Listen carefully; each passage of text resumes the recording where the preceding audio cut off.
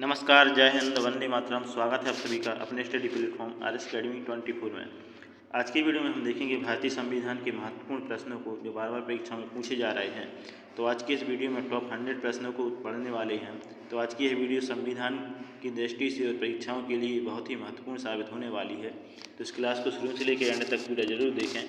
तो चलिए साथियों, शुरुआत करते हैं आज की इस क्लास का इस पहले प्रश्न के साथ।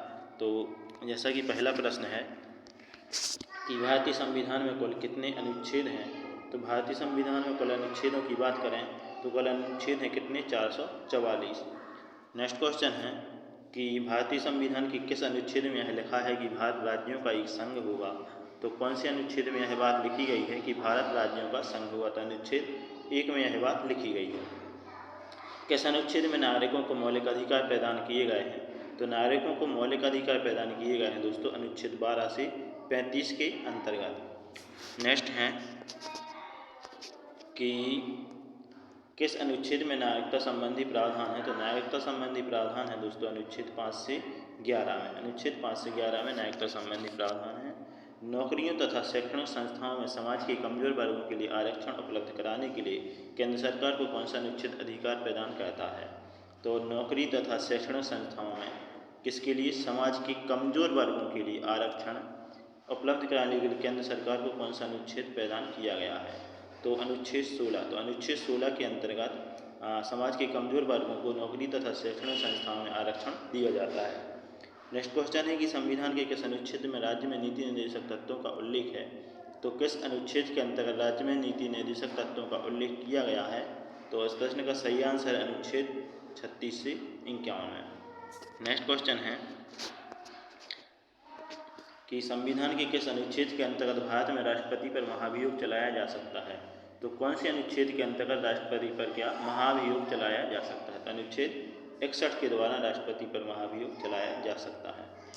नेक्स्ट क्वेश्चन है कि किस अनुच्छेद में मंत्रीगण सामूहिक रूप से लोकसभा के प्रति उत्तरदायी होते हैं।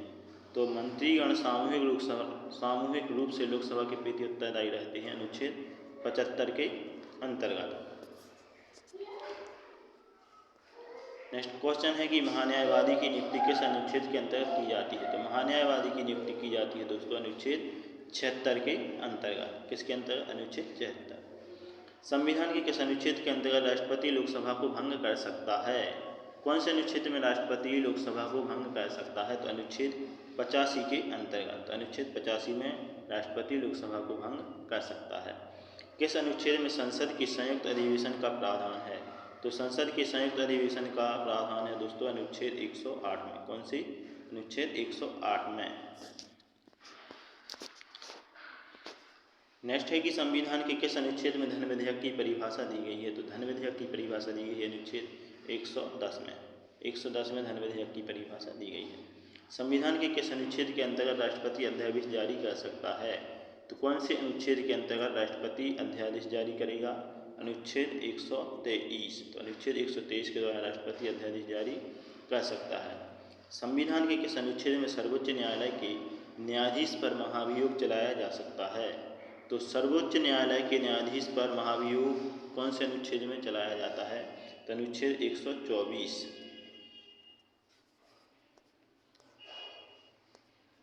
नेक्स्ट है कि राष्ट्रपति किस अनुच्छेद के अंतर्गत सर्वोच्च न्यायालय से परामर्श मांग सकता है।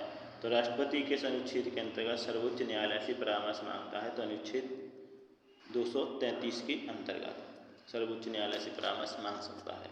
किस अनुच्छेद के अंतर्गत केंद्र के पास अवशिष्ट शक्तियां हैं। तो कौन से अनुच्छेद के अंतर्गत केंद्र में अवशिष्ट शक्तियां हैं। तो अनुच्छेद 248 के अंतर्गत। किस अनुच्छेद में अंतर्राष्ट्रीय समझौते लागू करने के लिए शक्ति प्रदान की गई है। तो अंतर्राष्ट्रीय समझौते लागू करने की शक्ति किस अनुच्छेद में है। तो यह है अनुच्छेद 253 में। कौन सी, अनुच्छेद 253 में अंतर्राष्ट्रीय समझौते लागू करने के लिए शक्ति दी गई है। नेक्स्ट है कि किस अनुच्छेद के तहत राष्ट्रपति वित्त आयोग का गठन करता है। तो राष्ट्रपति कौन से अनुच्छेद के तहत वित्त आयोग का गठन करता है। तो अनुच्छेद 280। संपत्ति का अधिकार किस अनुच्छेद में है। तो संपत्ति का अधिकार है दोस्तों अनुच्छेद 300A में। अनुच्छेद 300A में संपत्ति का अधिकार है। संविधान के किस अनुच्छेद में संघ और राज्यों के लिए लोक सेवा आयोग का प्रावधान है। तो किस अनुच्छेद में संघ और राज्यों के लिए लोक सेवा आयोग? तो अनुच्छेद 315 के अंतर्गत संघ और राज्यों में लोक सेवा आयोग। नेक्स्ट क्वेश्चन है कि किस अनुच्छेद के अंतर्गत हिंदी भाषा को राजकीय भाषा घोषित किया गया है?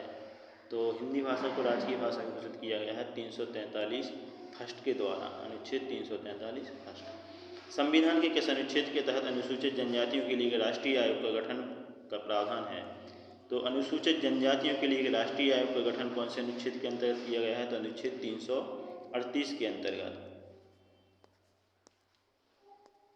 नेक्स्ट है कि संसद को संविधान संशोधन का अधिकार किस अनुच्छेद में है?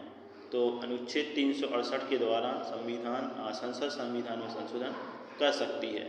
संविधान के किस अनुच्छेद के अंतर्गत संविधान की प्रक्रिया का उल्लेख है? तो किस अनुच्छेद में संविधान की प्रक्रिया का उल्लेख है? तो अनुच्छेद 356 में, अनुच्छेद 356 में संविधान की प्रक्रिया का उल्लेख किया गया है। नेक्स्ट है कि संविधान के किस अनुच्छेद में मंत्रिमंडल शब्द का प्रयोग संविधान में एक बार हुआ है?